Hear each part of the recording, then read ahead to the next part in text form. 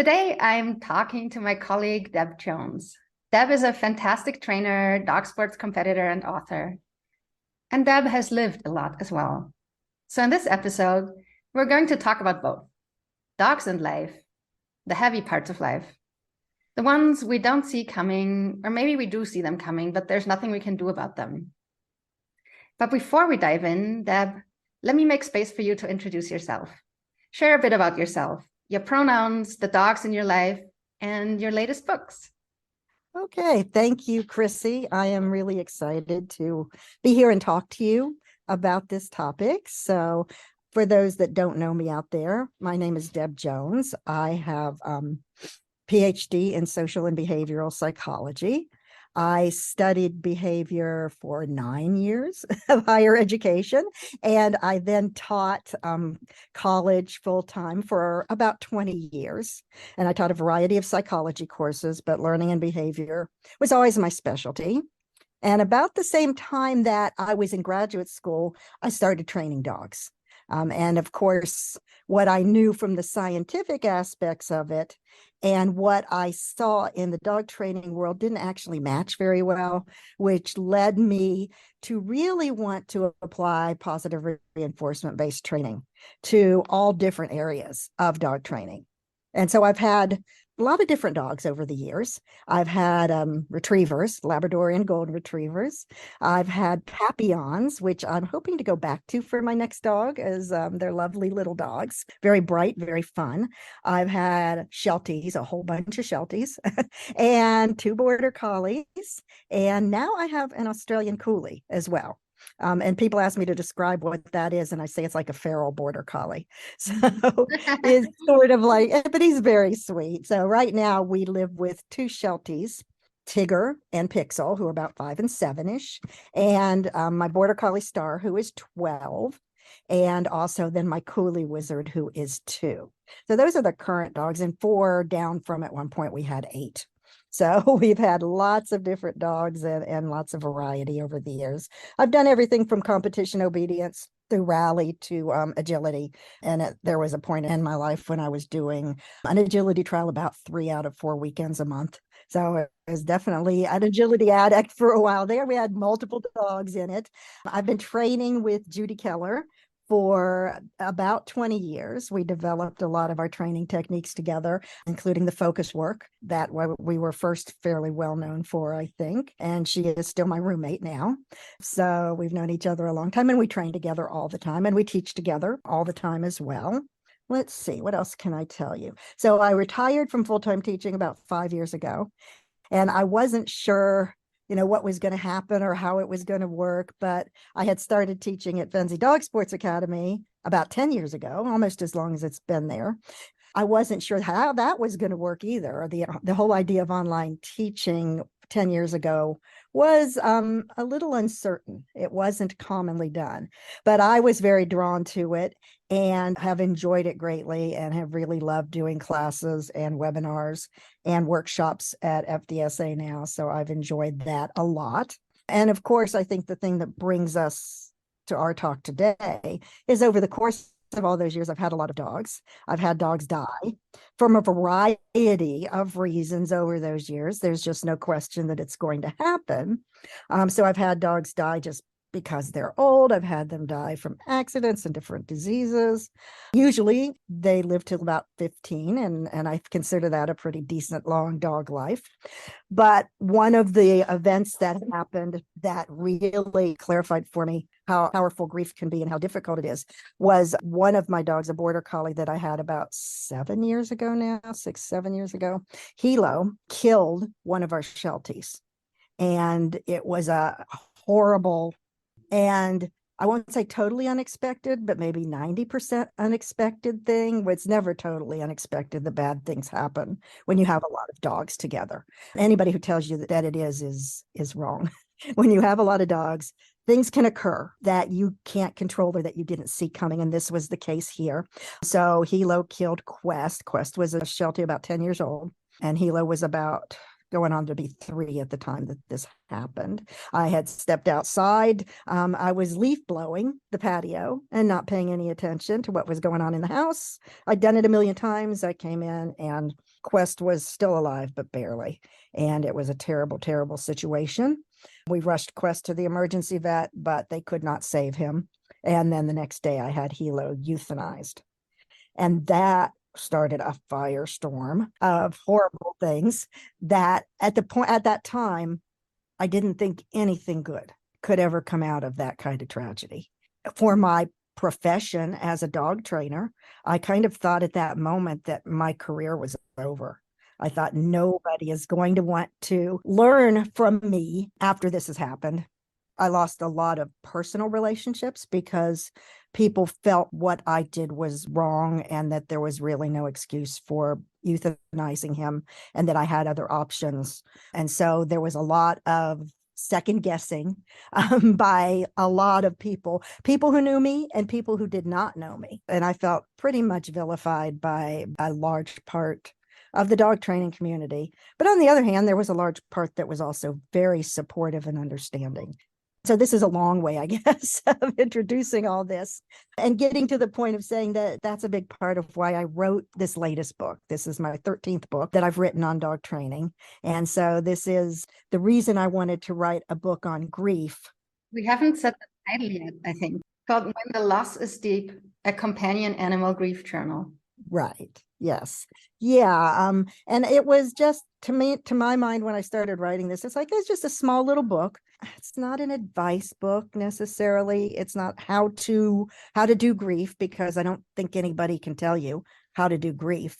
It is definitely something that you have to navigate on your own to a great extent.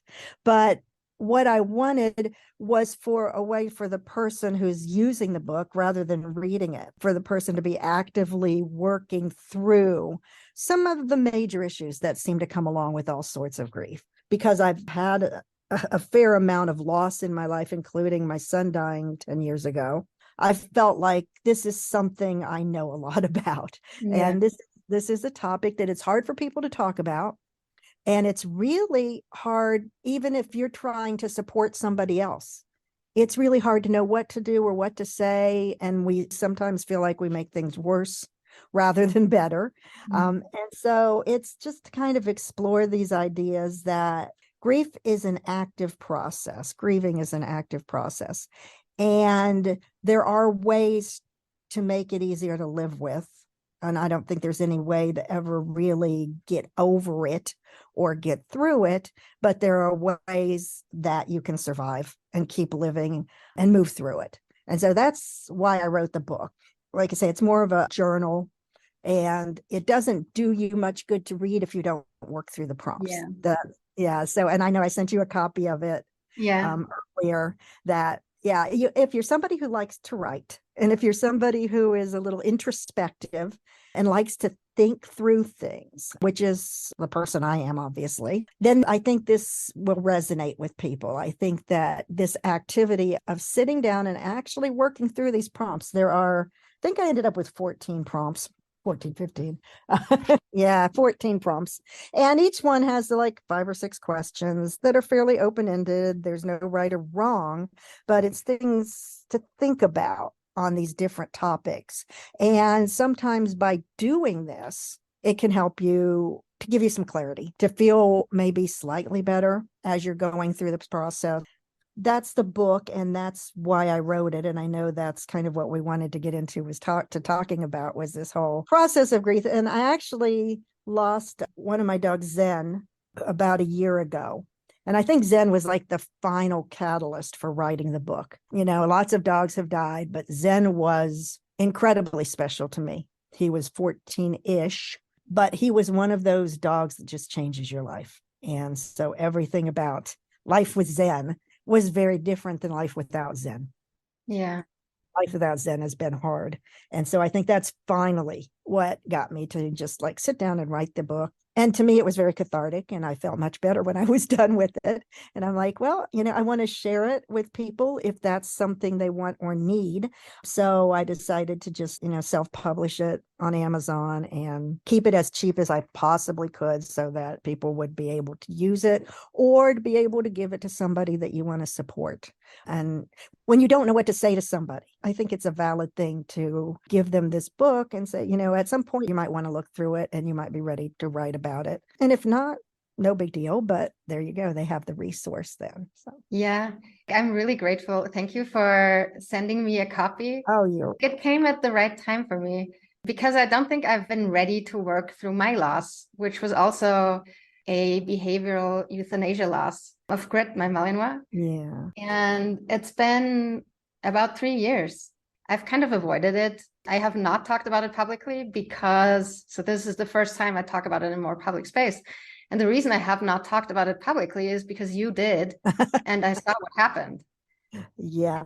I was definitely not ready for that shitstorm to hit me in that moment. Yeah.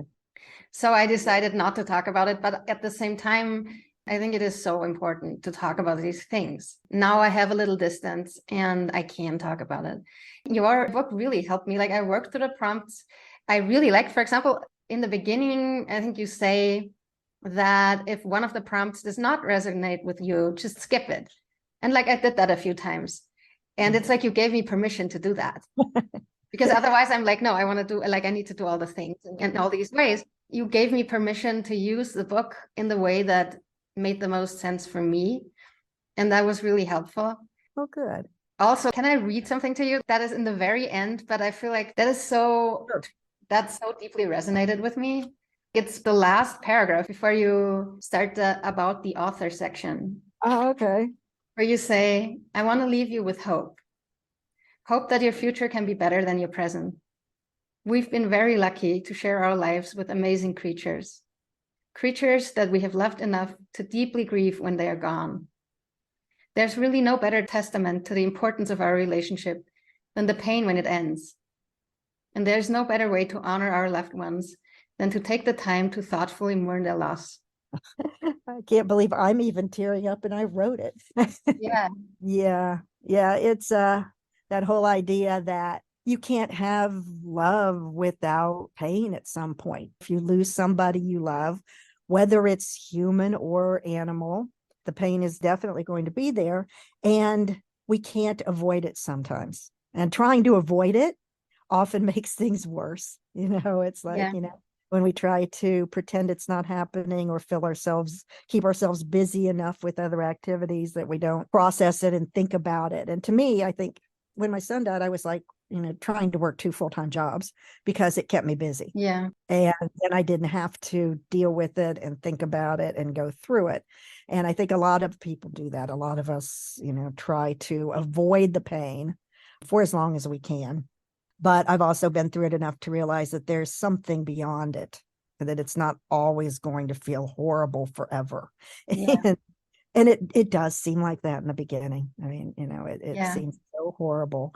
And since you and I are talking a lot about behavioral euthanasia, let me say first, for anybody who's not really clear on maybe we should clarify what that means. Yeah. When you have an animal who has some behaviors that tend to be dangerous enough or uncomfortable enough to others, danger themselves as well as to others, or behaviors that are so overwhelmingly uncomfortable and there's no way to deal with them or manage them, that you end up choosing euthanasia as what you consider the best option for that animal in terms of the fact that their quality of life and their well-being and the safety of those around them is at risk. So there's a lot that might go into that choice. And I know there are people out there who think that is never a valid option. I've heard from those people, as you know. I've heard from those people that, it's never the right choice, but clearly I don't believe that to be true, or I would not have made the decision I made, because I didn't make the choice to euthanize my dog because I hated him or didn't love him. Just the opposite. I made that choice because it was the only choice for him as well as for everybody around him, because he would have no quality of life after what had happened. Yeah. Management just wouldn't. Management, as they say, management always fails. Right. There will be that day. And once you know that you have a dangerous animal then it's your responsibility to make sure nobody else ever gets hurt. And in my case, because the dog that eventually died ended up going to the emergency vet, now it was on record in the county I lived in that I had the dangerous dog in my household. And then there in my county are a bunch of rules that I would have to follow for the rest of his life if I kept him, which included, never being loose off leash outdoors ever. This is a dog that I used to take hiking, almost daily for his entire life, where, being muzzled at all times when he's out in public. And my liability also for him then would be huge. If anything ever happened, I would be financially liable as well as legally liable for his, and ethically and morally, I couldn't ever take chances that another dog would get hurt. But a lot of people don't believe that any of that is really like a valid reason for these choices. So, but somewhere along the way in my life, I have discovered like it's a new thing. I have finally, I guess, accepted the fact that it doesn't matter what other people think about what I do, that they don't have any say unless they were directly involved. They don't have any right to question my choice on behavioral euthanasia. Yeah. Because they don't know. Everybody can try to tell you what you should have done after the fact. Yeah, and they've never met you. They've never met your dog. Right. Yeah. They have no idea. And I think part of what I encountered had to do with the fact that I'm a little bit well known in the dog training world. And there were people who, they see somebody that they feel like they can pull them down somehow, like, I'm not as good as I think I am, or, I'm not really sure of the reasoning behind it. And the fact is that some of the people who were loudest and most unpleasant about it were people that I had actually met or knew in real life. But mostly our training styles didn't mesh up. And I moved off in a different direction in my training and went into much more positive reinforcement-based training. And so they wanted to blame that for the reason I had to euthanize my dog, because I'm too positive. Which I think is just the opposite. I don't think positive training is going to lead to a dog that needs to be euthanized. No. I think poor management might. I think harsh punishment, unpredictability, lack of clarity, lots of things might lead a dog to become aggressive or more reactive. I definitely don't think that any of my approaches to training would have led in that direction, just the opposite. But I think it's a good excuse for a certain subgroup of trainers to say, see, if she would have just been harder with her dogs, if she just would have used punishment, she never would have had this problem. So I think it became something more than just my situation. Yeah, that's a good point. Like also, there are also genetics at play, and it's not like you insert those genetics into the dog. There are dogs, they will never get aggressive because they just don't have that in them. Exactly. And then there are dogs that do have that in them. We don't have any influence on that. Yeah, and that's a hard thing to accept. I came from a school of kind of radical behaviorism when I was first learning about behavioral psychology, that the idea that the environment and experiences could change an individual a lot. And more over my lifetime, I've kind of drifted back to, what? It can't overcome nature. Nature is what it is. The genetics that we have for all of us are strong determinants of ultimate behavior. We can maybe move the needle a little bit one direction or the other, but we can't change the raw material completely. That took me a while to believe as a psychologist, but I can see now very clearly how that radical belief that what I do determines the outcome isn't the case at all. In fact, just the opposite. Sometimes no matter what I do, I can't change the outcome. And nobody likes to believe that. And I think that's something we kind of get into with people who haven't had it happen to them. They're pretty sure something they do could have changed the outcome. They think the puppy is a blank slate. Right. And everything that happens after is because you're amazing or because you're bad. But puppies are not blank slates.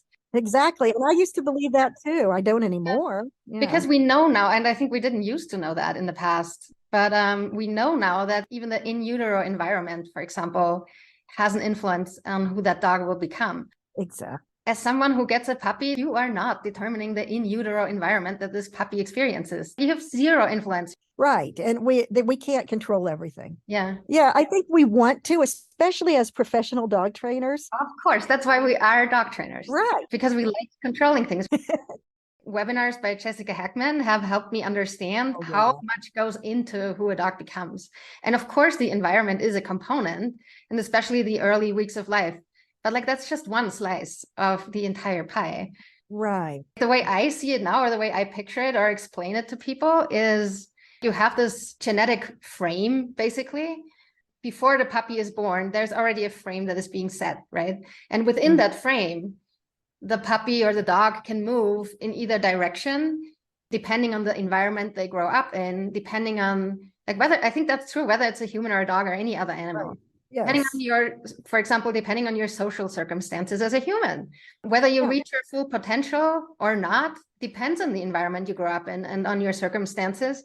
But the potential that you're able to reach under the best of circumstances is still genetically determined, and the potential you will fall down to under the worst of circumstances is also genetically determined, or like predetermined in that sense. Yes, definitely. And you can have horrible circumstances happen to you and still be okay, or you can have everything work out perfectly and not be okay. Right. Yeah. And that's hard. I think that's hard for people to accept. I think it is really hard for us just as human beings to accept that we can't control the outcome when we want to so much, when we want our dogs to have good lives and we want them to excel at what they do and we want them to be happy, and we can't necessarily control that. And I think that that is something that really bothers us as human beings, and we wish it wasn't true. But I would say, yeah, Jessica Heckman is really brilliant, and she has a lot of great work on genetics that I'm constantly amazed by how smart she is. So she's definitely somebody to learn from when it comes to those kinds of issues.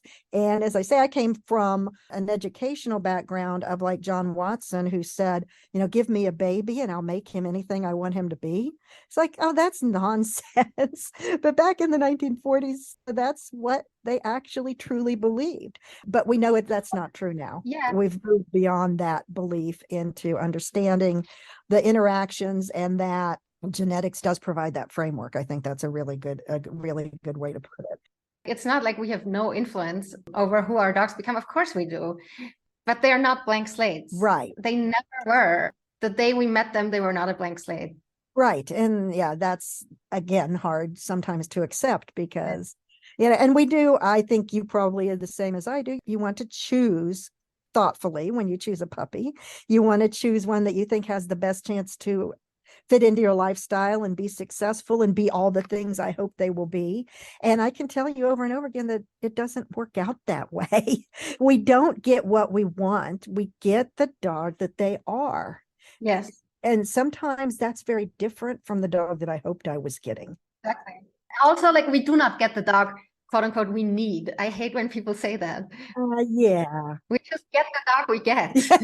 Yeah. This idea that somehow there's, some ulterior purpose. I mean, come on. Like, no. I think it's a way to make meaning out of something, or to try to make it make sense to you.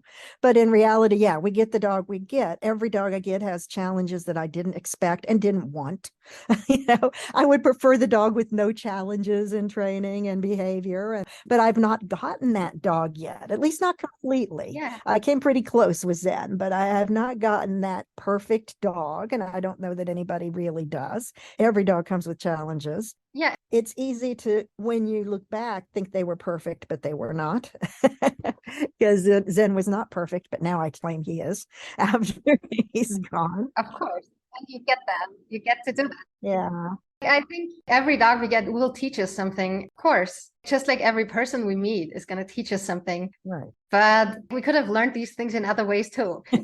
It's not like we needed the dog that we had to behaviorally euthanize to learn a certain lesson. I don't think that's true. No, I think what comes from that is I have a lot more empathy for people who have dogs with behavioral issues that they don't know how to solve, Yeah. or that they feel completely overwhelmed with. And maybe I didn't have as much empathy before, but I don't think Hilo needed to die for me to learn that lesson. Exactly. I wish that hadn't happened. I wish I had never learned that lesson. Yeah. But I've got to take it now that I have it. Yeah, and you could also have learned it in other ways.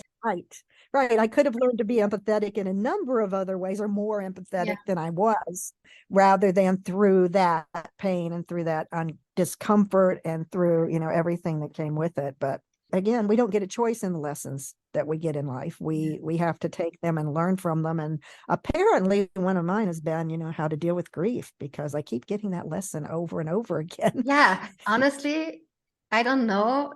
Life, come on. You have gotten more than enough lessons on grief. Yeah, exactly. And it's like they say that you keep getting the same lesson until you figure it out or learn something from it. I'm like, I'm out. What else is there? Yeah, I'm kind of tapped out on learning my lessons on grief now. You're ready for that perfect dog. I am so ready. And I have a feeling the next one's not going to be any more perfect than any of these are. Of course not. They're all challenging in their own ways.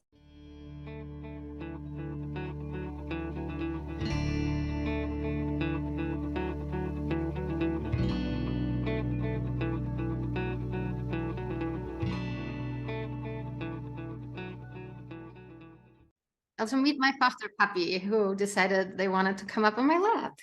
Oh my gosh, so cute. Yeah. So foster for sure, not staying. I'm pretty sure it's not the right time for me to add another largish dog to my life. Otherwise, I would keep her. But yeah. Though, is it ever the right time? I don't think I've ever really thought it was the perfect time. I don't know. We'll see. I don't think I will, but you never know. Yeah, exactly. I know what you mean. Sometimes it just happens. She is a good example because she's really the opposite. She is maybe a little over 4 months old now. Okay. And the previous owner, the person who purchased her, got her at 8 weeks old. And I think 2 days later or something like that, their mom died. And they just couldn't deal with a puppy, right? That was an unexpected death. Yeah. What ended up happening is for a month and a half, the puppy was just in the house and in the patio.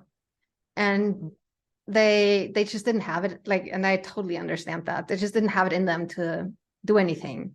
And looking at the puppy made them remember their mom in a way that they just had to walk away every time. And after 1.5 months of that, they realized it wasn't going to change. And they wanted the puppy to have the best chances in life, and realized this is the socialization period. The puppy should be having experiences out and about. So that's how I ended up with her. And I didn't know what I was getting into. I was like, well, we'll see, Yeah, it's a gamble every time. Yeah, and so this puppy from 8 weeks of age to 3.5 months did not leave the house. The progress that she has made has been linear. She is now confident around people and dogs. She's waggy. She plays. She hears all the noises. This is Mexico City. That is crazy to me. Yeah, it is. It sounds like you got to her in time before you'd have to do a lot of rehabilitation. That is not what I would expect, especially from a sensitive breed. That's border collie. Right, exactly. They can be so weird on the breastfeed. Of unknown origin. I don't know where exactly this person got that dog and what that breeder did. Probably not puppy culture. Exactly. And yet, And yeah, it's exactly. Sometimes you get dogs that just, turn out better than we could have hoped. And other times they turn out much worse than we could have hoped. And we don't know why. And this is not me. This is clearly not me. This is the puppy. Well, it is you to a little bit of an extent. To a little bit, but honestly, every day she leaves me with my mouth open, really. Yeah. Or my jaw dropped. What do you say in English? Jaw drop. Yeah. A jaw dropped or mouth open. That both works. Those both work. Yeah. That's good. It's nice to have. Yeah. But then that puppy, I know, takes up all your time and energy there for a while. It's a pretty overwhelming amount of work goes into that every time I think about another puppy. I think that's a lot of work. I always say it's going to be the last one. Um, I'm not sure. And I keep saying the next one will be the last one. So I like that attitude. yeah, the next one will probably be the last one. We'll see how that goes. How old is Wizard now? Wizard is only 2, and he lost a ton of time early on in life because I had him 3 months. I got him at 10 weeks, something like that. I had him 3 months, and then I got sick. I ended up in the hospital. I ended up, really struggling with being type 1 diabetic for, months and months and months of no energy, not going anywhere. So he lost a ton of time just all the way around.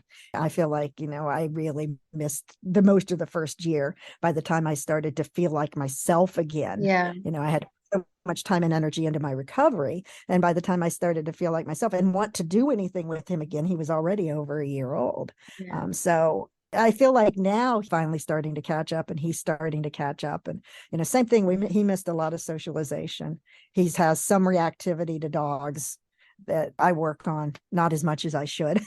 I kind of work on it when, on and off here and there, and it gets better. But then I quit working on it for a while and it gets worse again. It's like amazing how that happens. So but no, I'm in no position to think about another dog, but I do think about other dogs anyway. Don't we always? Yeah, think about the next. Yeah.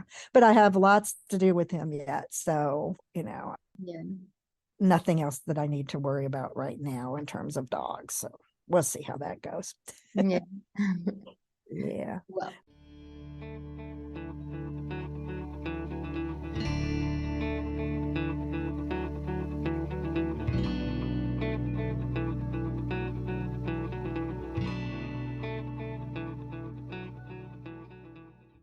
To get back to our topic.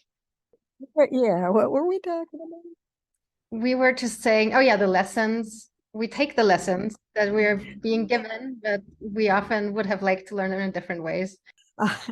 Much easier way. And I think that's the case for life in general, right? Yeah, I think that's really true. It's like this whole idea that, these are lessons that are important for me to learn. It's just like, ugh. I don't really know about that. I think we all have a lot to learn in life, and we may or may not get the chance to learn it. I some days I feel pretty lucky that, I've gotten to be the age that I am, and I've had all the experiences I've had, because a lot of people will never get those things. And so even the things that when they happen to me, I'm like, oh, this is the worst thing that ever happens, and I don't know if I'm going to survive this, and I don't know how anybody survives these things. Now with perspective and time, I can look back on them and say, okay, they weren't all completely awful. There were still some good things, but I don't know if that's a lesson that, I'd go out of my way to learn, but I've had to learn it. So, there you go. And you've had to learn it in particularly difficult ways too. Yeah, I think so. Maybe more than most. But then everybody has their challenges. And this is for sure what I've learned in life, is that everybody has challenges. Lots of people, we never realize how serious their challenges in life are. We never know. I happen to be pretty, in my little part of the world anyway, be pretty open and vocal about the things that I'm going through and the things that I've dealt with in life, because it helps me. So number one, it's pretty selfish. It helps me to talk about stuff. It helps me to be open about it.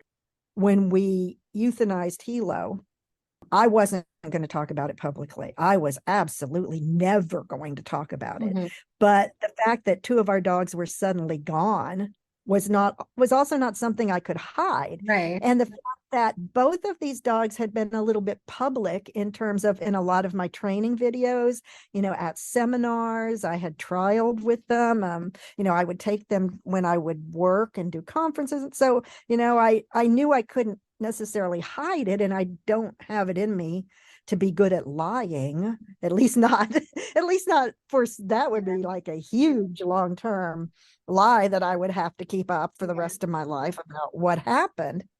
So I felt like, well, I just I didn't want to talk about it. And then, of course, I had people who were asking. And then there are certain people I did want to tell. And it just finally became such an overwhelming mess. And this was within just a couple days' time that I'm like, okay, I'm just going to give the whole story. And then that'll be the end of it. And that was not true at all. I told the whole story and then things all went all different directions. I had people coming at me from all different directions. I had people going after seminars that I had scheduled. I had people who would contact the seminar hosts and tell them that they should fire me, that they should not host me because I was a terrible human being and I killed dogs. It was very personal and it was very ugly and it went on for a while.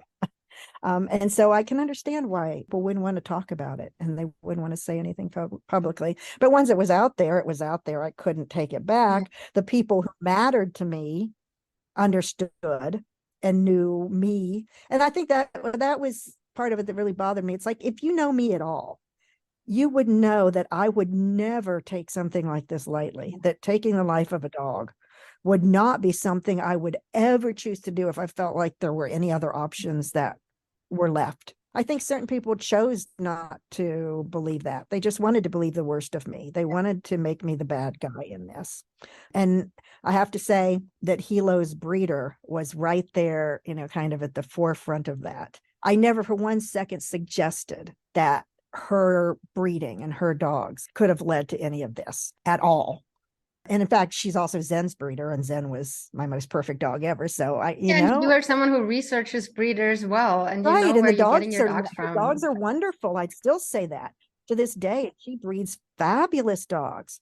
So of course, then from her perspective, it had to be me. It had to be my fault because it couldn't be her fault. And it did turn out, a couple of things. Hilo was a singleton, and he did not get any socialization as a puppy at all until he came to me. I mean, he was with her adult dogs, but there was no litter.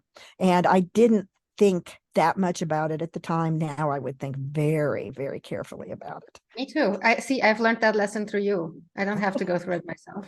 No, you don't want to go through it. I'm not taking a single puppy. Somebody's going to turn around and say, well, I had a dog that was a singleton and they turned out to be wonderful. Of course. And I believe that too. Yeah. Of course. Yeah. Because you get all over the spectrum, but I wouldn't take the chance again. I wouldn't take it either. Yeah, because once you've been through a behavioral euthanasia, you're really very, very gun shy about anything that might lead you back down that path. I don't think ahead of time I could ever have predicted what would happen, and I couldn't have avoided it. People would like to think they could. And I know a lot of people go back through their past with their dog and try to find all the places they should have done something differently.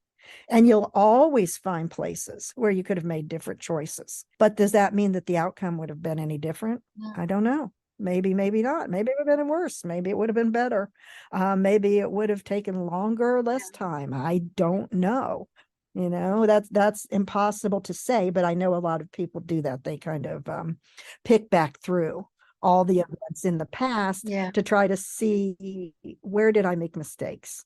Where did I miss something, or did I not see something? And I can do that, and I can make myself feel really badly about the fact that I didn't change the events back before it happened, but I can't change it. So that doesn't really seem to be a real helpful way to move on with life, to consistently try to go back over it again and again. Other people found it very easy to do that for me. Oh, yeah. They wanted to tell me all the things I did wrong and all the things I could have done differently and all the choices I should have made that I did not make. But again, not helpful, not solving any problems at that point in time. So I think there comes with behavioral euthanasia, as I'm sure you now know as well, this extra layer of guilt that we couldn't do it. We didn't do anything differently. Things turned out badly. Maybe there was a way that I could have avoided this. Maybe there was another option that I didn't think of that I could have taken. I often hear people say, well, I don't know that I did everything. And I'm like, you can't, there's no everything. Yeah, you do everything reasonable. Right. Everything reasonable. And what that means, that depends on the person. There is no objective answer for that. Right. I think it depends on every situation as to what's reasonable. What one person can live with with their dogs, maybe I can't. Or the opposite. There are things that, that I feel like I can't live with dogs. And one of the things I cannot live with is permanent separation of one dog from the rest. And so maybe somebody else thinks they could live with that. Well, good luck, because I don't see it ever being a happy situation for everybody. Yeah, that's the situation I was in with Grit. Thinking back, I do have an element of guilt, but it has to do with something completely different, interestingly. I feel like I could see it coming. I just didn't want it to be true. Yes. When Grit was a puppy, she would overpower adult dogs. There were 2 males that a colleague of mine had who could put her in their place when she was going too far, and everyone else, adult confident dogs, would just run away or roll on their back. So I was trying to, of course, orchestrate interactions with those 2 dogs I had access to who could actually set limits, right? And with my own dogs, she was fine because she grew up with them until she wasn't. And she wasn't even a year old when she tried to kill my standard poodle, Phoebe. So then crate and rotate it was from then onwards. And at that point, I believed, because that's what I wanted to believe, it was because their personalities just didn't match. And it was just Phoebe. When I split up with my ex kept Phoebe and I kept Grit. And I thought, okay, problem solved. Yeah. Which is a reasonable hope. Yeah. If you want that to be the case, that would be a good solution. And then it started happening with my younger female Malinois, Game. She would start trying to kill Game. Once you have seen that look in that dog's eyes, this is not like any other dog fight. It's not, oh, I'm over aroused. It was cold-blooded. She would see that dog, and I could see in her eyes, or that's what it feels like to me. I can see you. You are a problem. I am going to solve that problem. Right. Yes. It was a very, very different from any other dog that I have seen show aggressive or reactive behavior. It was not fear-based. It was, I'm going to solve you. You're a problem. Yeah, it's really scary. It is really scary. And it was completely quiet. There was no barking on Grit's side. And she went right for their necks. Yeah, that's what I found as well with Hilo. And again, I, being a dog trainer, right, I'm working and reintroducing them slowly. And I did that 3 times, spending all my time on working with protective contact, voluntary sharing. Look at that, having them together with Grit in a muzzle and on a long line and Game off leash. And 3 times I got back to the point where they were coexisting peacefully.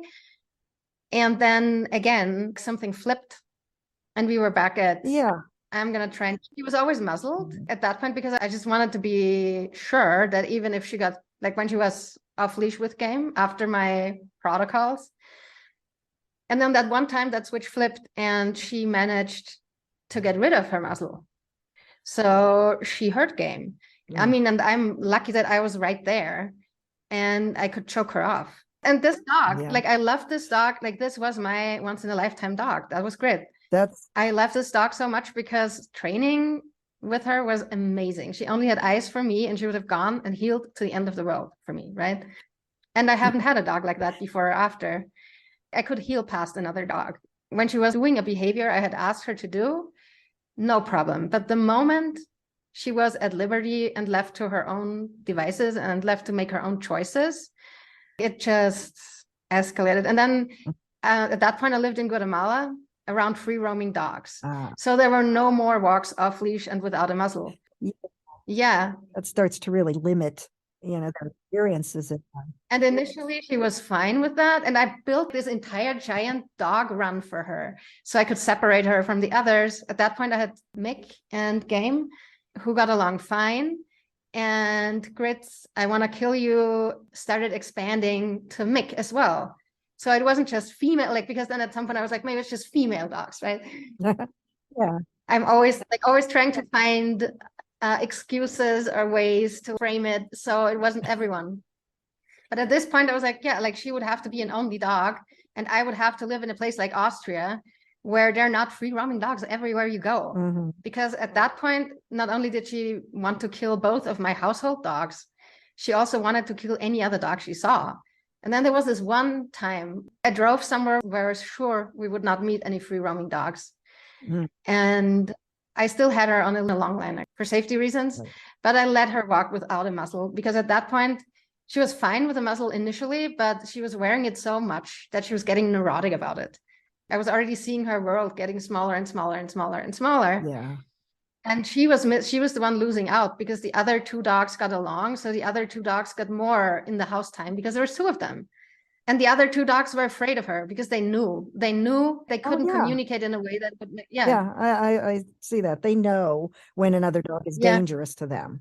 And it's not fair to them, and it's not a big part of my thought process is it's not fair to everybody else in the household to live with this constant worry, of what might happen. And I did not go anywhere without this dog. If I couldn't bring her, I didn't go because I didn't trust anyone with her. I didn't want anything to happen and when people saw me with this dog was perfect because I knew how to handle and manage her. Uh-huh. So like you can't just hand over that dog to someone and like trust that they will actually follow your instruction. Like I don't know. Right. Yeah. No. Because and it becomes a case of it's just not realistic that you can dedicate your entire life to making sure that everybody else in the world is safe from this dog. It really isn't. It's not fair to you. And that's the thing I think a lot of people don't think about that are in this situation, that it's really not fair to them as a human being to not have a full and complete and easy, happy life because everything revolves around trying to make sure nobody ever gets hurt with this dog. And I don't think that's how we're meant to live or we're supposed to live with them. And like you said, we keep shrinking their world. I think that's a really good way to put it. And how can they possibly be happy in life when everything keeps getting taken away from them? Yeah. They're alive, but that's not enough. Exactly. I mean, honestly. Yeah, and exactly. Like death is not necessarily the worst fate. Right. For a dog. Right. That's something that I believe a lot of people might argue with us about. There are people who truly believe that life, no matter what, no matter what situation. And I'm not one of those people at all, the opposite. I'm not either. Yeah. And I saw so many, you did so many things and, you did all the right things. And in mild situations, those things probably would have made a significant difference. Oh, yeah. Yeah. And you could have probably made a lot of people do those and it turns things around.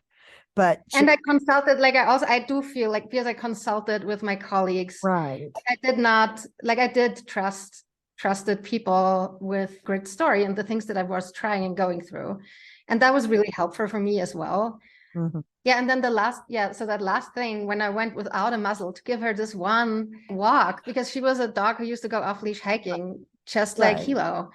And don't you know, it would turn around a corner and there's an off leash dog, a free ranging dog, who's not supposed to be there. Why were they there? Entering her leash radius and 2 seconds later, and that was a great Pyrenees sized fluffy white dog. 2 seconds later, Grit had turned that dog on their back and was attached to their throat. And I'm right there again. Mm-hmm. And at that point, I'm really good at choking her off and at knowing how to do that. That's not something you want to be good at. Yeah. The other dog scuffled away with a few drops of blood there, but I'm sure the dog was fine because I was really fast. And they were very, they had a lot of fur. But that kind of was like the last straw in a way. And again, I think I talked to colleagues. I was like, I feel like I need to do everything. I have not used an e-collar. I don't actually think that would make a difference, but I feel like I need to have tried everything in order to know. Yeah. So I did that too. I tried having her at Liberty wearing an e-collar at the highest setting. She went for game.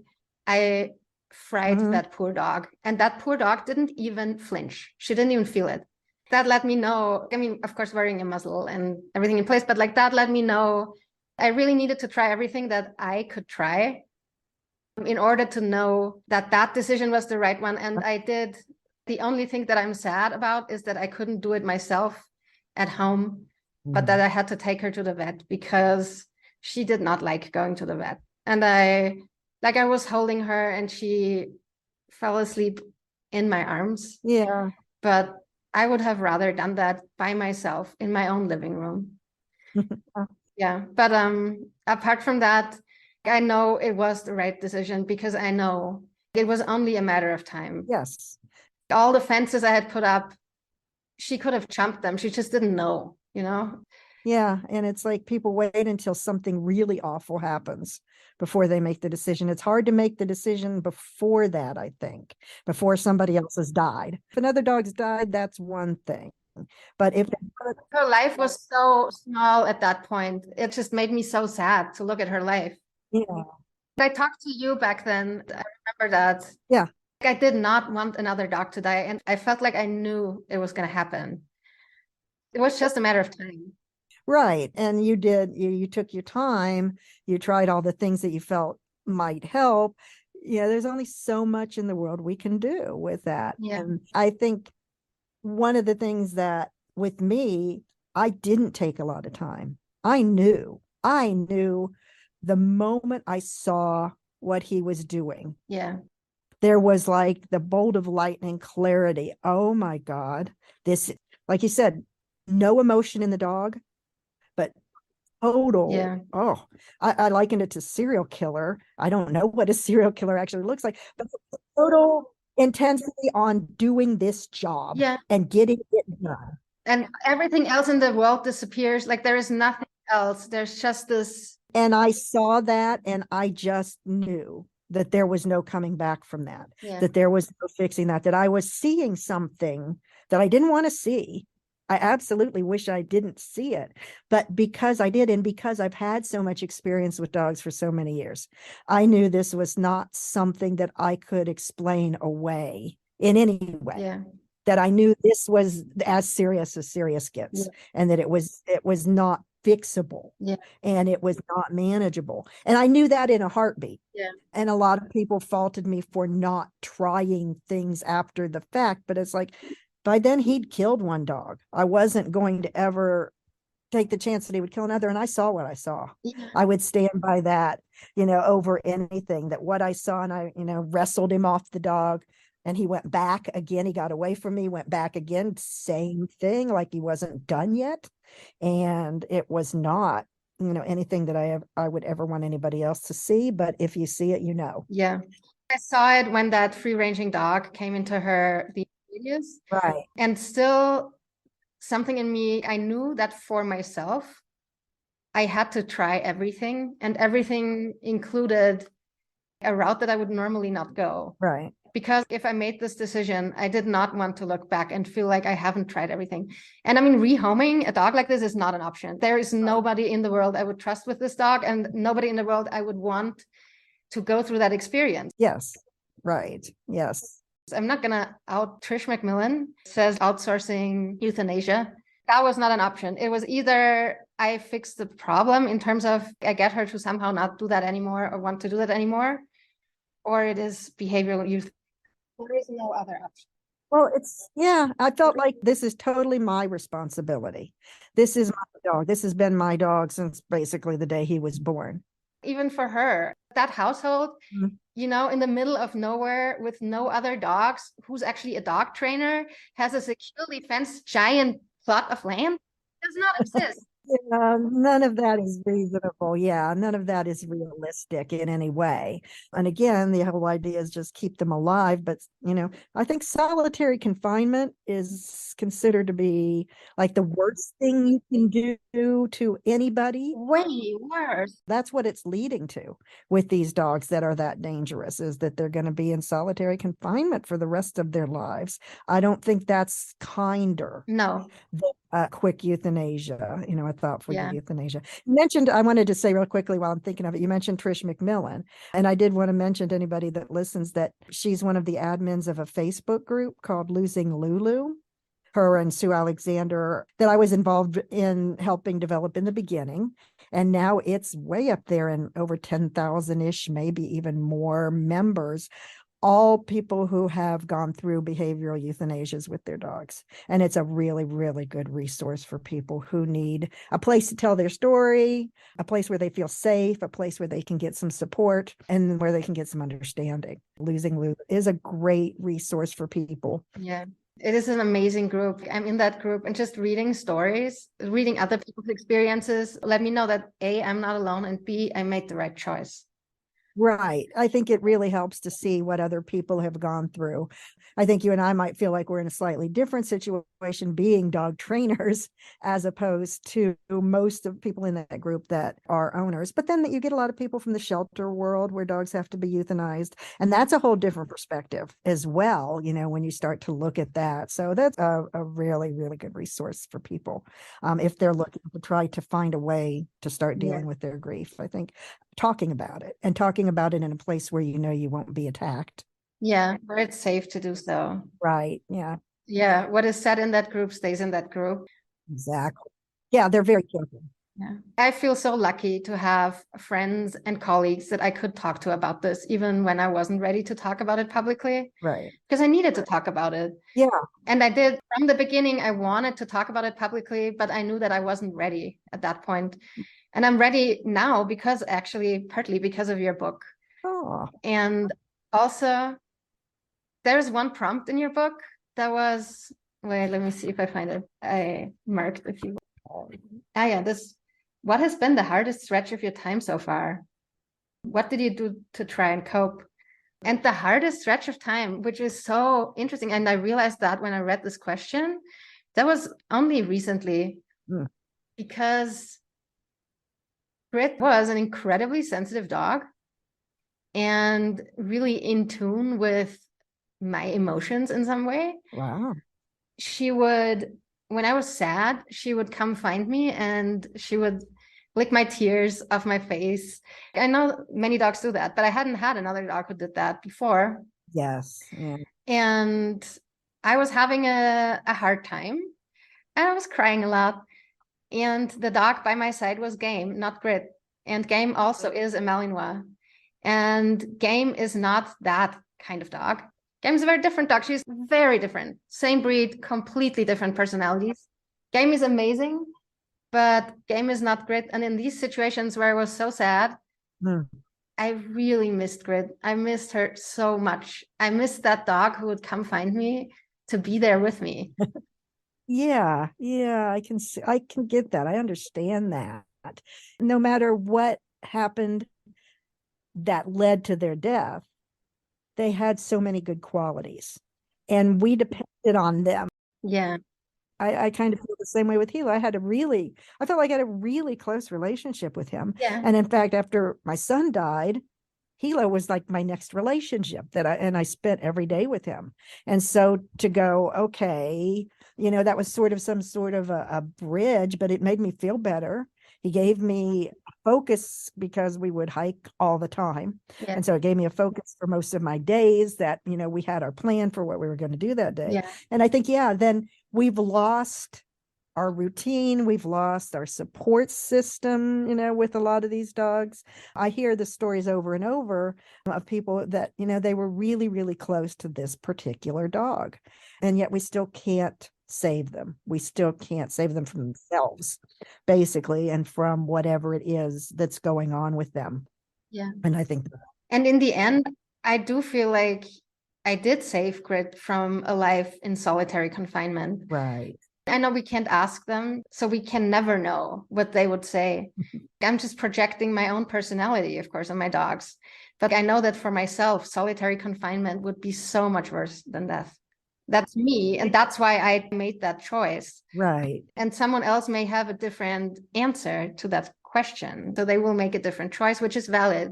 Yeah, I think when we make a decision like this, with truly the best interest of the dogs at heart. And it's not like I made this decision because my life would be easier. No. Or because I didn't want to deal with the problem or whatever it might be, but truly because I've weighed all the options for this animal.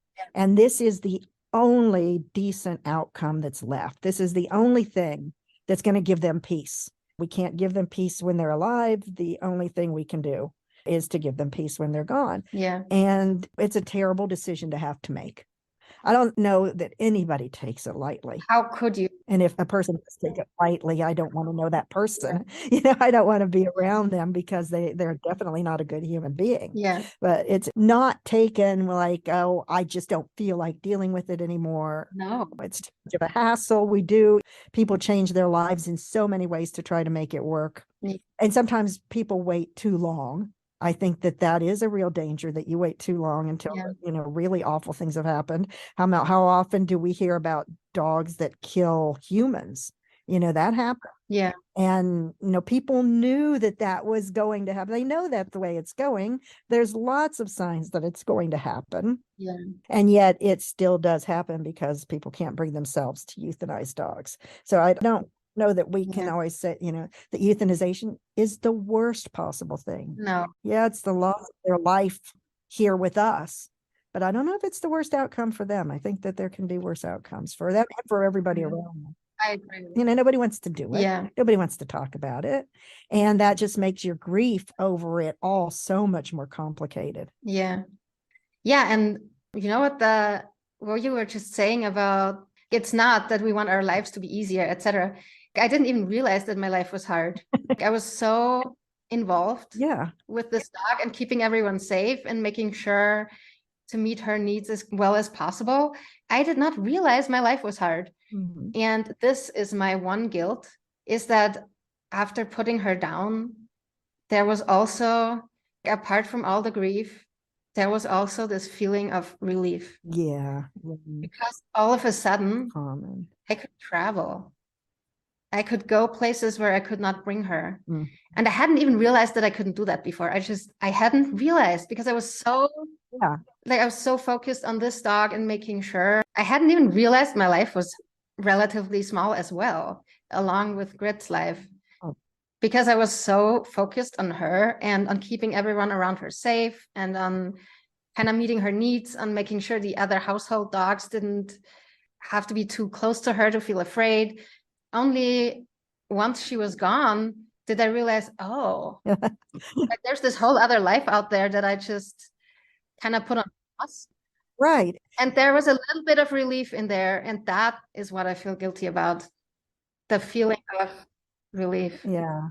But that's so common. I think people just don't talk about it or realize it. But when you're living with somebody, the same seems to be true. Like my son was very, very sick for about a year or so before he died, and he needed a lot of care. And I think that you get that same feeling of relief. You don't realize that it's going to happen at first. It takes a while to go, oh, well, I don't have to do all these things anymore. Yeah. That I don't have to be constantly worried about this other person or animal, and that I can do other things in life. I can do things I want to do. I don't have to put somebody else's needs first. Yeah. And I think sometimes we just do it. You just put your head down and you do what you need to do, and you don't think about it till later. Because you love that person or that dog so much with all your heart. Right. You don't mind doing it. It's like, no, it's not like it's even a hard thing to do. Not even a question. You just, of course you do it because that's what's needed, right? Exactly. That's what's necessary. And that's what we do. But I've heard people say over and over again, they feel guilty about feeling better. Yeah. And I think sometimes we can manage as humans to feel guilty about everything. Anything that happens, we can find a way to make. Anytime something good happens to us, we can find a way to make ourselves feel bad. Oh yes, we're so good at that. Yeah, and I think there's nothing wrong with that relief. We deserve, people deserve it. Yeah. You're not meant to ignore your own needs forever. Yeah. We can do it short term, we can do it when we have to, as much as we have to, but then we can move on with life, and other things happen and we can let that go at some point. But that guilt, I think, lasts for a long time. Yeah. Also, I didn't see it coming. I did not see that relief coming. Yeah. I just saw the grief coming. Right. And with the grief, I knew that I was making the right choice. Mm-hmm. So I was at peace with that decision. Right. Yeah. It's like grief isn't what we think it's going to be. No. I don't know. It was very different with every loss I've had. It's been surprising. Even when I think, oh, I've been through this enough, I ought to know now, I ought to be able to predict what it's like. It's still not. And I think guilt is one, we have a lot of negative emotions swirling around after loss, and guilt is one of them. Sadness, of course, we expect because you're supposed to be sad. The other one is anger. And I think that people are surprised when they're angry, either at themselves or even at the animal, or just at the life in general, or at the vet or at the trainer. You're angry that somebody couldn't fix this or solve this or make it be different. And I think that's one of those emotions we're not expecting. I felt that more with after my son died, the anger for a long, long time. But anger tends to just cover up sadness, and eventually anger's takes a lot of energy, and eventually you run out of energy. But I think sometimes people in loss have those and are surprised by them. And to see any sort of positive emotion come out of it, like relief, I think is very surprising to people. And then we go, well, that we can't feel better about anything. Yeah.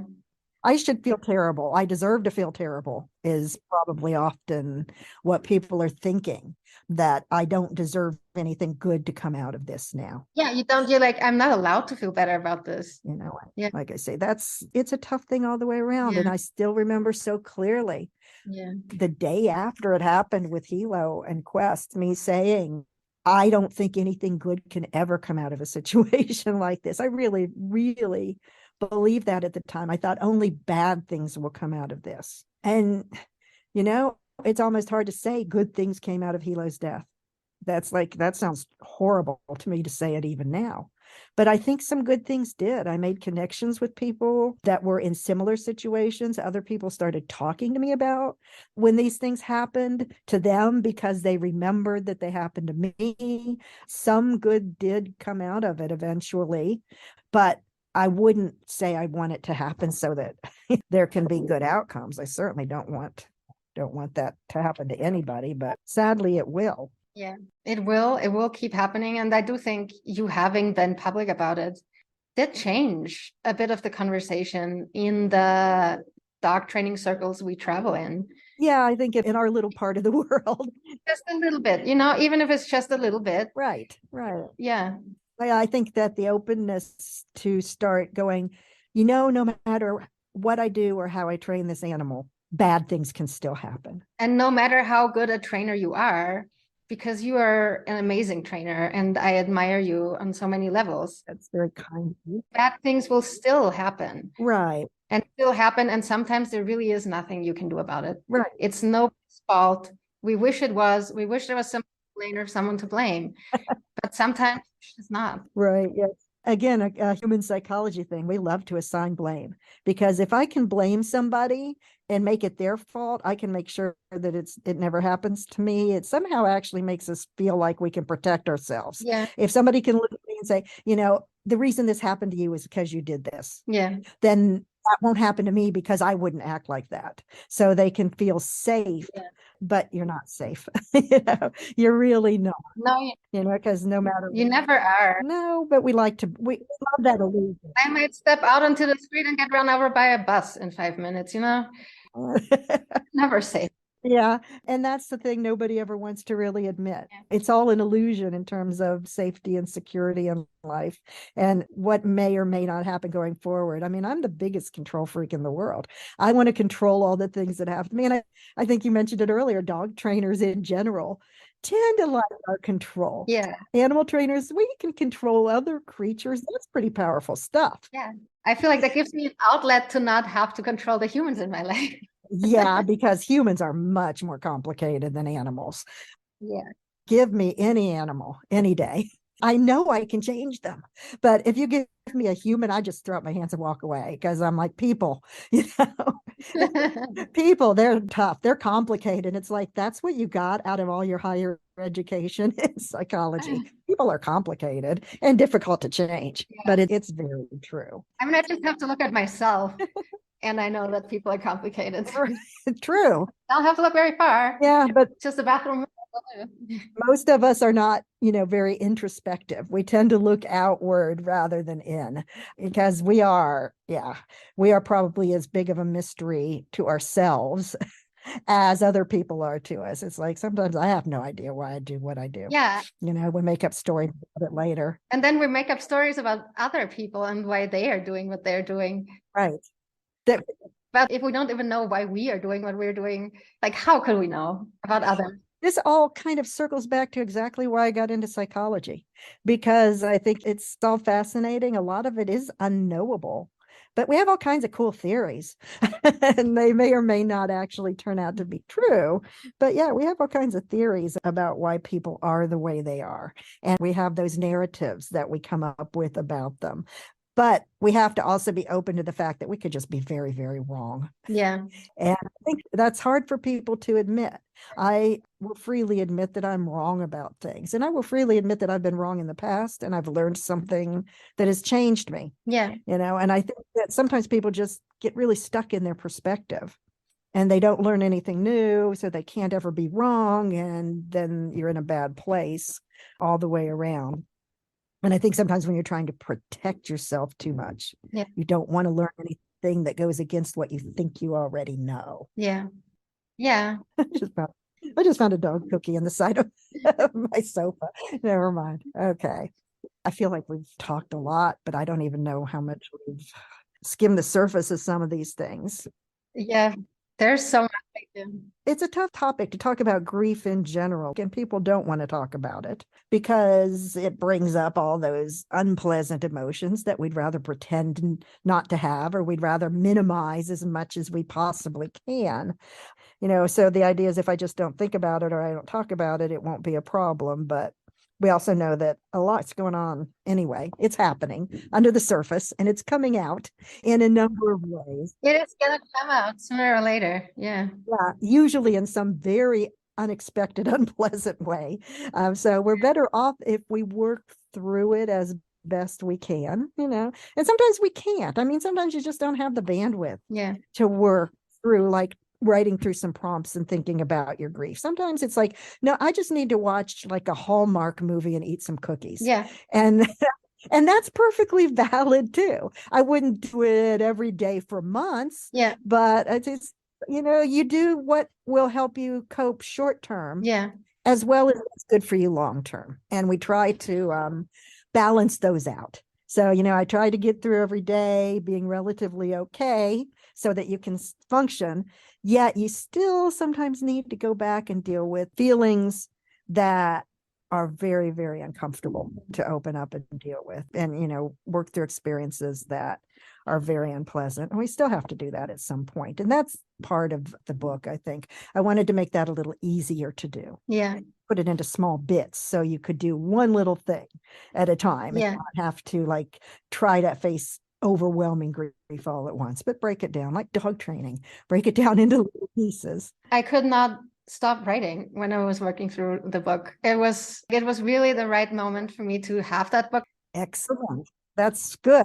Yeah, it's like, I don't want anybody to need it, but yeah, there will be a time when it's probably right for you. And it might not be right after a loss at all, because that might just be way too soon and way too uncomfortable, and emotions are kind of overwhelming the ability to even think through a lot of the prompts and ideas. But I think there does come a time when it's helpful. It can be helpful to work through. At least that's what I hope. Yeah. So I hope people hear about the book. I hope it gets out. It also brought up so many good memories that I hadn't thought about in a while, which is so nice. Oh, that's good. So many beautiful things that made me smile as I was thinking about them. And that's this balance. Grief is just one side of love. Right, exactly. And I like that a lot, because I hate the idea that all I'm doing is encouraging people to feel badly, or to bring up all the unpleasant things that they're feeling. Because it's like there should be a lot of good in there too. And there is. Typically, as time goes on, it gets a little easier to remember the good things or to see them in that light that's not so uncomfortable. Yeah. But it can't take time. That's the other thing I've learned from in my life, I think, is that nothing stays the same. Things will change if you just keep living. things will be different. Yeah. And then sometimes they can be massively different. 5 years can make a huge difference in a lifetime, but you just have to keep going, even when you don't want to. Yeah. Lots of times, day to day, you don't want to. Yeah. But if you do, then you have the possibility that things will get much, much better. Yeah. And that, and I feel lucky that I've lived long enough to see that in my own life, because I don't, I know a lot of people that don't actually kind of get to the point where their lives get better. I always feel badly about that, like they didn't get the full experience of that somehow. But yeah, so timing matters when we deal with these things as well. So the grief will still be there in 2 years. It will always be there, Yeah. but it will be right. It will be by your side in It'll be different. all terrible, in a way that also makes you grateful for having had that being in your life. Yes, even with all the pain. Even with all the pain, because they were worth it. Would you, right. Would you want to go, would you go through it again? A lot of us want to say no because it's too painful. But on the other hand, when you remember all the good, it's like, well, yeah, I would hate to have missed out on all those experiences. Yeah. In the 3 years that I had with him. I don't want to go through it a second time, but I wouldn't change that first time for anything. Yeah, exactly. And that can seem like an odd thing to say, but I think it makes a lot of sense to me, at least being in the same kind of situation. That, I'm glad that he was with me for his life. I'm glad that I had him for that part, for his life. Yeah. As much of it as there was. I wish there was more. I wish certain things didn't happen, but they did. So we're the ones left to figure it out and to move on with it. And we have a hard job. It's not easy. It's not easy. But also, I feel like I want to say that even if it's currently really, really horrible, somewhere down the road, there will be a day where you're going to laugh again and have a beautiful day. Yes, exactly. Even when that's completely unimaginable. And that beautiful day is not going to take away the companionship of your grief. Right. And some people again feel guilty because they're happy, or because they have a good day, or because you can often feel like you're getting further and further away from them. Yeah. The longer time goes on, and then you feel bad about that. It's like the grief isn't as strong as it used to be. So now I feel bad because I'm not grieving enough. We can, again, find all kinds of ways to make ourselves feel badly, but there's still good in life to be had. And people can find it again, even after going through something that's so horrific that you think it's going to break you. You think that it's just going to ruin you for life. It won't. There are ways to keep going beyond it. And I hope people know that. I feel lucky because I've had lots of opportunities to find ways to cope. And I have access to resources that allow me to do what I need to do to help myself. I could do, I picked up after my son died at the first Christmas, and I flew across the country to San Diego to go on vacation all by myself. People don't have those resources or that ability. It was for me, it felt like exactly the thing I needed to do at that moment in time. But I realized there's a lot of privilege in that. I can't say, oh, you should take a vacation. People don't have that option sometimes. So I realized that through the grief that I've had in various ways, I've still been very privileged in how I've been able to deal with it and to cope with it. And the fact that I could be selfish in my grief and worry only about me, as opposed to maybe if I had a partner or kids that also went through something that I would have to help them deal with. So, everybody has their different situations. So that's why I feel like I can't give advice necessarily, but we can talk about our experiences and say these are the kinds of things in general that can help. Every situation, people can have to adapt things that'll work for them in their lives. And sometimes that's easier than others. Yeah. And everyone's experience is unique, I think. Right. Though I do think we love to see the commonalities. I mean, it makes you feel better. Yeah. And it's helpful to see them because it makes you feel less alone. Right. Like I'm not so strange. I'm not the outlier who's really weird in all of this. When I hear somebody else say, oh yeah, I had that exact same feeling or thought or experience, it's like, oh, Yeah. that definitely makes Yeah. me feel better. It makes you feel like, okay. That is true. And I think that's why, support groups like Losing Lulu are helpful, because you'll find people on there who've gone through the same kind of thing. Yeah, totally. I did a similar thing when my son died, and I ended up in a human grief group. I actually made friends there that I still have now because we went through such similar experiences at the same point in time. So it just helps to know that you can find other people who feel the same. And then, you work through things at your own pace. Yeah. If it takes 10 years, it takes you 10 years, whatever you got. Yeah. Everyone is on their own time scale too. And there's no comparing. There's no point in comparing. Right. Yeah. Comparison is killer. Yeah. Comparative suffering, the worst. It is. I've actually heard people who, especially with animals. Well, at least you didn't lose a child. Well, at least it wasn't a person, kind of thing. And it's like that really tries to minimize the depth of grief that a person is experiencing. I think that's a terrible thing to do to somebody. Yeah. They might say it from their perspective, it's better, but you're not really being empathetic to the person and to how they're experiencing their grief. And so, or to say, well, because your dog was old, it was easier for you than when my dog was young. There's pain all the way around. There's enough pain for everybody. Yeah. There's enough suffering. Yeah. So around, mine doesn't have to be more than yours to make it valid. Yeah. It really does not. So I think that, that idea that we can somehow compare griefs and that some griefs are worse than others. No, they're just all different. Right. That doesn't rank them in any grief competition. Exactly. There's like a hierarchy, of grief. And the other thing I'd say is a lot of what we know about grief, at least in psychology, what we talk about in grief, doesn't really hold up in real life. The idea that there are stages that you go through and that you'll eventually come to the end of the stages and I guess then you're better, that doesn't seem to be true at all. We can actually, the idea of stages, we can be in all of them at the same time, because they're basically just different emotions, denial, depression, anxiety, anger. I can have those on any given day. So it's not like I'm going to work through one feeling and now I'll work through the next feeling and now I'll work through the next. I wish that's how it worked. That would be nice, because then you can check them off the list and you're almost done. Right. I love that. I love a checklist. I could do grief like that. It's like, okay, I've had my 6 months here in depression. It's time to move on to anger now. Let's bring on the next stage. Right. Exactly. That would actually make it, to me, more doable. Oh, totally. Yeah. Because you have this map in front of you, you know exactly where you're going, you know how much time it's going to take, and then you'll be all good. But that's not how it works. Yeah, that's not how it works at all. Yeah, no.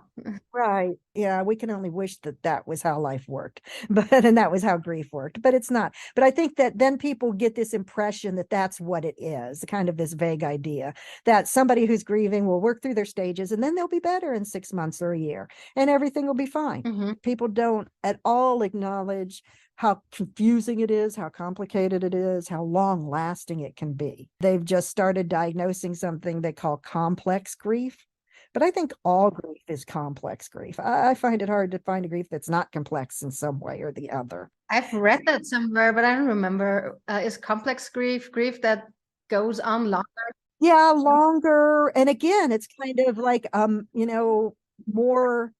more emotions involved. Maybe there's some aspect of PTSD, post-traumatic stress disorder involved, but that is also true in lots and lots of grief. I kind of feel like even from what I had, with my son, going into a hospital was very traumatic for a long time after, he died. So did I have PTSD too? Maybe I had some aspect of it. This is where we get into trouble labeling things. Do we have to label? Like, I sometimes wonder, doesn't matter. I guess maybe sometimes it's helpful to label things. Yeah, the idea that if we understood it, if we could have a model for it.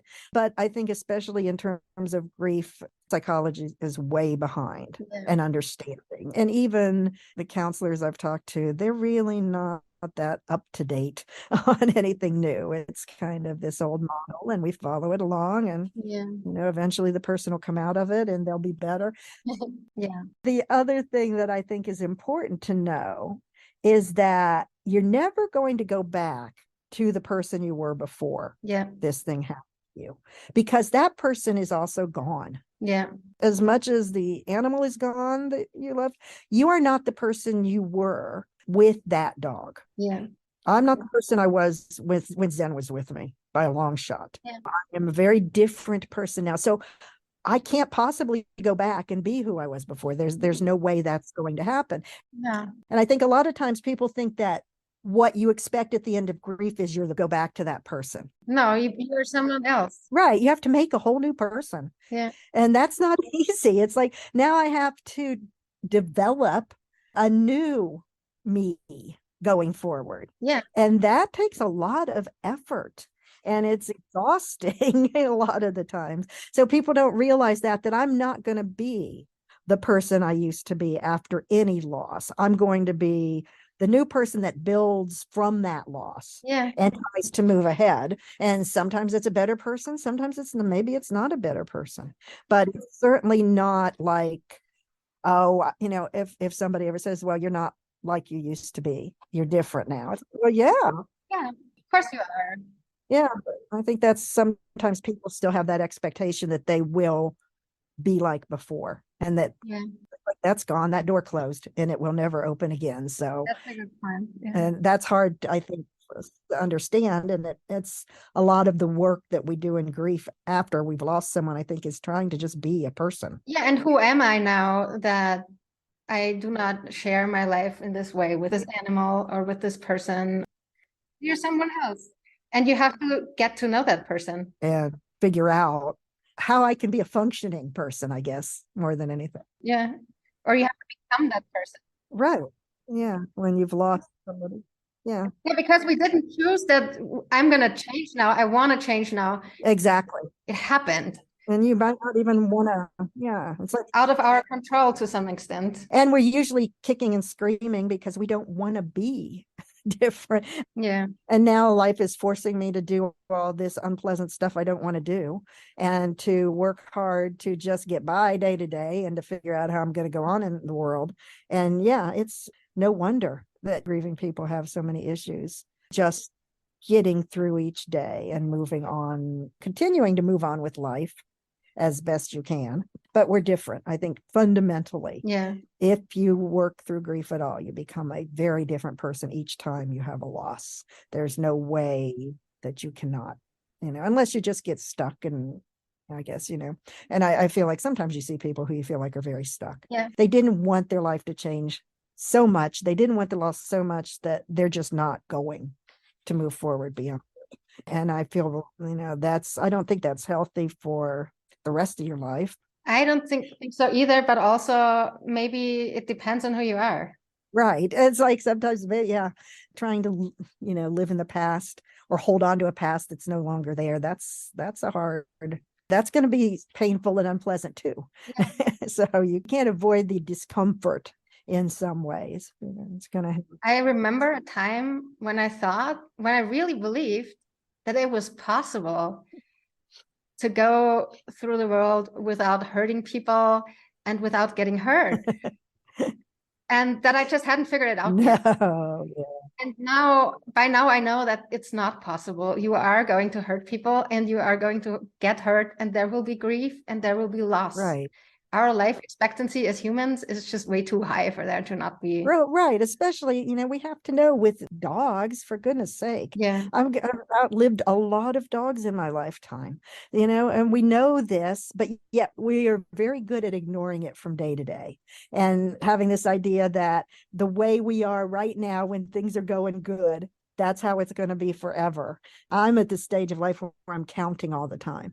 And it's like, okay, so if I get a dog now, and that dog lives for 15 years, how old am I going to be by then? And is that a realistic thing for me to still take care of this animal when I'm this age? Or how old am I going to be when Star's gone? And of course, we can't predict. Something could happen tomorrow. But, this idea that we can somehow just ignore the fact that probably if you live with dogs a lot, a good portion of them are going to die well before you do. Yeah. And we have to deal with that in some way or the other, and then find ways to move on from that. And I do think that for those of us that spend a lot of time working with our dogs and live with our dogs very intensely, that it can be even harder. It feels like a loss of a partnership more than like the loss of a pet. I Yeah. don't want to minimize pet, but there's, what we do when we work with our dogs and we train them so much and we're with them pretty much 24/7. Yeah. They're part of our job. We spend so much time with them. If you have a different job and different hobbies, they're just way less involved in your life. Right. Yeah. It's like having a spouse that you also work with. So you're constantly with them all the time. And that's how we are. Yeah.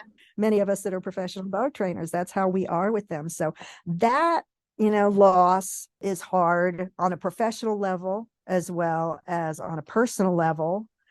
So I think that there's a whole other part to dealing with that. The idea to me of losing, I put 3 years into training an animal that I expected would work with me for another 10 years, not just live with me, but actually work with me and be part of a lot of what I did in my work. And to find that's just gone in a moment, it's like, oh, that's the thought of starting over again with a different partner. It's really, really hard. And it took me a long time to get another dog. It took me a long, long time to get another dog after Kilo. I didn't get, 2 years ago. So it's 5, 6 years. Yeah. I had to really. So other people would get other dogs very quickly, and I don't have any problem. I don't say that's the wrong thing either, but I was certainly not ready to start again. I had to try again. No, everyone grieves in their own way. But luckily I also already still had 2 wonderful dogs that were great to work with for many, many years. It wasn't like he was the only working dog I had. And then if I was gonna, if I was gonna continue my career, I needed to get another dog started. Yeah. But I took the time, and I'm glad I did. It took me a long time, but I think that was necessary. Yeah. Chai, my foster puppy, is the first new dog I've let into my life since Grit died. Yeah. Yeah. It's hard to open up to that because I think, again, a little bit of PTSD going on. I'm kind of a little just shy about getting myself in a situation where, anytime I'd see a behavior that I wasn't certain about, or an interaction between the dogs that made me even slightly notice, it's like, oh, is this going to happen again? Is something terrible going to happen now? So I need a long time to get over that fear that I might see the same thing happen again with a new dog that I would bring in. That is so interesting because I feel like, because I live in this country of free roaming dogs, I am ready to let Game off because Game, like against all odds, growing up with a dog and wanted to kill her, is incredibly socially savvy. And even if there's a skerfuffle between 2 dogs, I can usually tell immediately that this is nothing. That is definitely something I have learned. I see if 2 dogs get into a fight, I know what kind of misunderstanding that is. Right. Yeah. Yeah. If it's a serious fight or if it's just an argument kind of thing. Yeah, I'm the same way. I always felt like I had a good read on those kind of things. And you see something that's a serious, I'm going to kill you thing. And very few dogs are like that. Yeah. And things that other people are like, oh my God, what is happening? I'm like, it's going to be okay. Don't worry about that. Right, exactly. And it's usually, at least I always said, the noise they're just yelling at each other kind of thing. It's usually loud and nobody draws blood and everyone goes their own way. Right. Yeah, that's true. And I always felt like I had a good feel for that. And so it threw me professionally to go, did I miss all kinds of signs that this was going to happen? And I didn't have, like you did, you had a lot of buildup and warning. And I felt blindsided by it.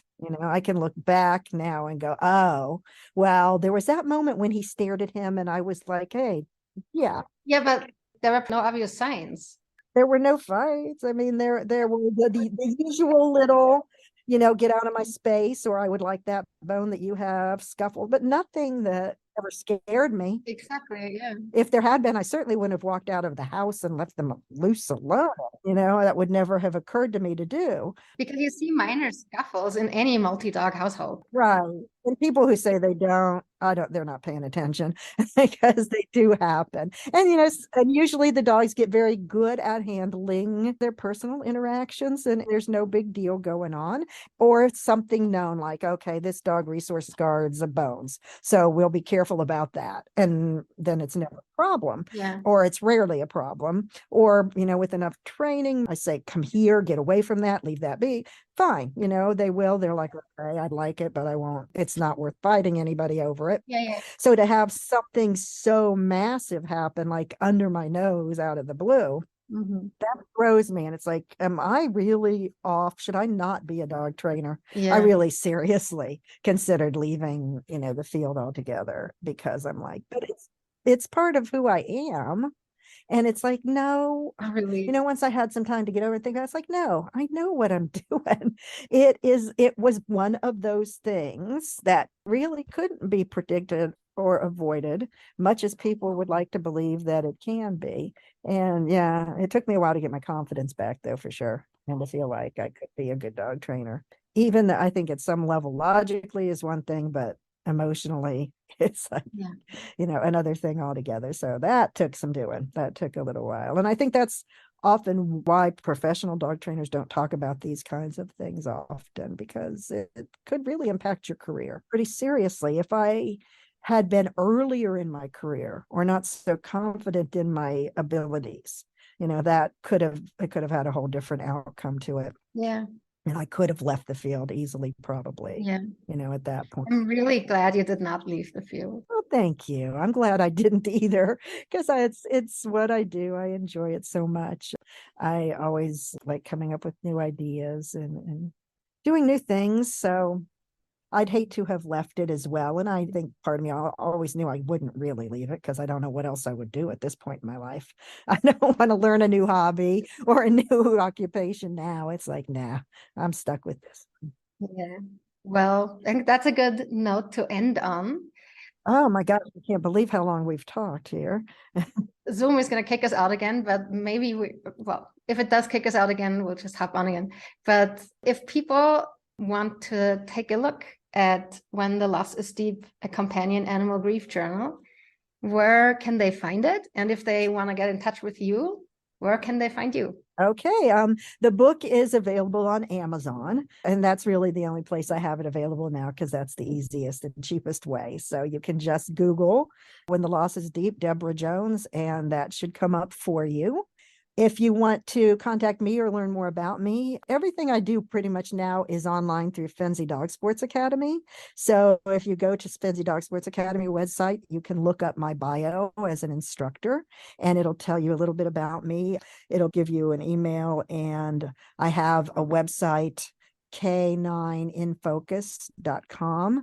It'll also lead you there from the Fenzi website as well. So you can find me there. I'm on Facebook a lot. I have a big group that works on cooperative care for grooming and veterinary training, husbandry. You can find me there as well.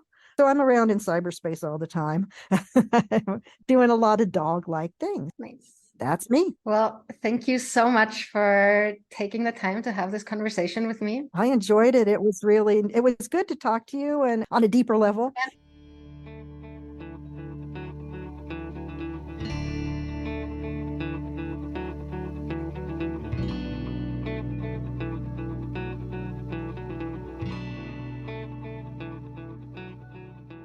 This is the moment Zoom cut us off again. I'm on the free version and it only gives you 40 minutes at a time. Deb and I decided not to hop on yet another time because we'd have talked another 40 minutes more. And it's not like 40 more minutes would have brought us much closer to saying everything we have to say about grief. So I'll leave you here with this.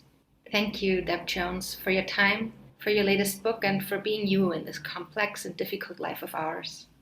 Check the show notes for links to the Companion Animal Grief Journal and Deb's contact info. And hug your dogs for me, if they don't mind being hugged, that is.